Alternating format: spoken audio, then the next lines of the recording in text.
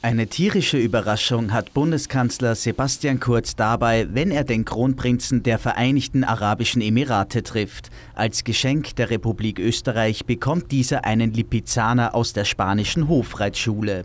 Das 9 Jahre alte Pferd ist bei der Anreise zwar nicht in Fleisch und Blut an Bord der Maschine nach Dubai, aber Scheich Mohammed bin Zayed Al Nahyan bekommt symbolisch ein Foto und eine Pferdefigur aus dem Stall Swarovski verehrt. Die spanische Hofreitschule erhofft sich eine baldige Tournee in die Emirate.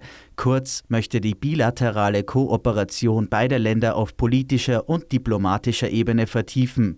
Im Mittelpunkt der Gespräche stehen vor allem Wirtschaftsfragen, aber auch die Bereiche Sport, Kultur und Tourismus. Ein weiteres wichtiges Thema auf der Agenda des Bundeskanzlers und des Kronprinzen steht der Kampf gegen die Dschihadistenmiliz Islamischer Staat.